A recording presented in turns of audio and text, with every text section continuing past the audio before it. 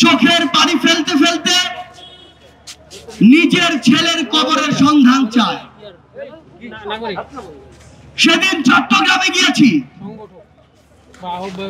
1 বছরের ছোট্ট ইয়ানা আমাকে জিজ্ঞাসা করে তার ভাই কোথায়।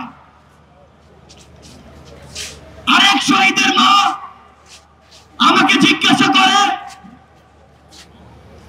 তার ছেলেকে একটা বুলেট বুকে বিদ্ধ করলেই তো তার জীবন চলে যেত, কেন 9টা বুলেট খনি হাসিনার হুকুমে তার বুকে মারা হয়েছে। আরেক মা আমাকে এক শহীদ ভাইয়ের নিথর দেহ দেখায়, স্ট্রেচারে পড়ে আছে, সেই দেহর পাশে তার শরীরের তার মাথার মগজটা আলাদা করে পড়ে আছে।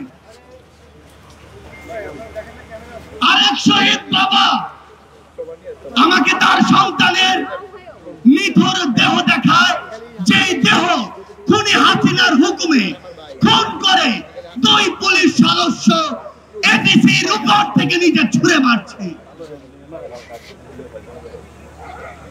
আমার ভাই খোকন এখানে বক্তব্য দিয়ে গিয়েছে, যে খোকন ভাইয়ের মুখে ওই খুনি হাসিনার হুকুমে বুলেট দিয়ে তার মুখ ঝাঁঝরা করা হয়েছে।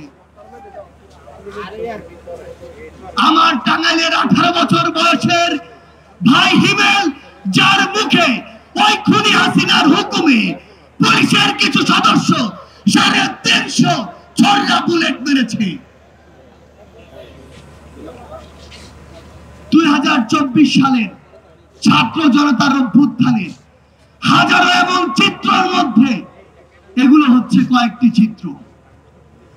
বিগত 16 বছর ধরে এই দেশে খুনি হাসিনা এই দেশের মানুষকে, জনগণকে বিভিন্ন ট্যাগ দিয়ে, বিভিন্ন রাজনৈতিক নাম দিয়ে, বিভিন্ন মতাদর্শের নাম দিয়ে যেভাবে খুন করেছে, যেভাবে জেলে নিয়েছে, যেভাবে মামলা দিয়েছে, হয়রানি করেছে, তা আমরা এখনই ভুলতে বসেছি।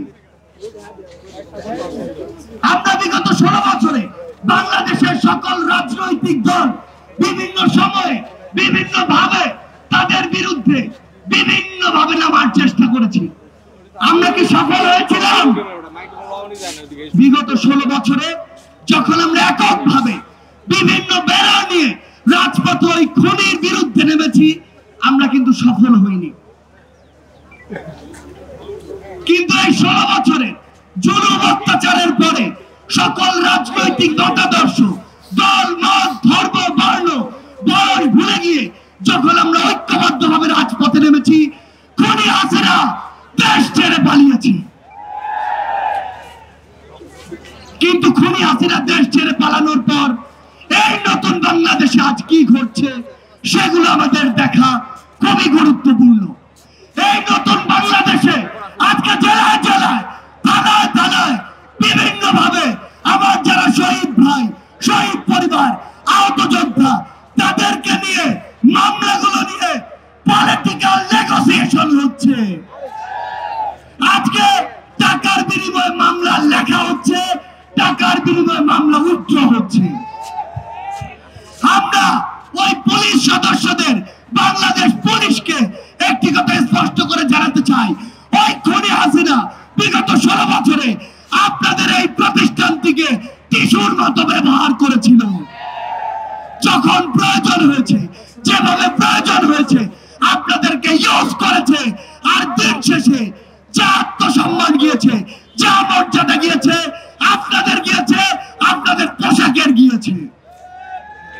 কিন্তু আজ এই অভ্যুত্থান পরবর্তী সময়ে আপনাদের ওই পোশাকটিকে যদি ওই খুনি হাসিনার দোসররা কিংবা অন্য কেউ কিংবা অন্য কোন গোষ্ঠী অন্য কোন ভাবে ব্যবহার করার চেষ্টা করে, তাহলে আপনাদেরকে এক সময় আস্থা করে নিক্ষেপিত হতে হবে। বাংলাদেশ সেনাবাহিনী 2009 সালে তাদের যে ইমেজ, সেই ইমেজটি হারিয়েছে। ওই বিডিআর হত্যাকাণ্ডে যখন তাদেরকে, তাদের অফিসার ভাইদেরকে হত্যা করা হয়, তারা নিশ্চুপ ছিল ওই খুনি হাসিনার চক্রান্তে, খুনি হাসিনার হুকুমে। ওই শাপলা চত্বরে যখন আমাদের ভাইদেরকে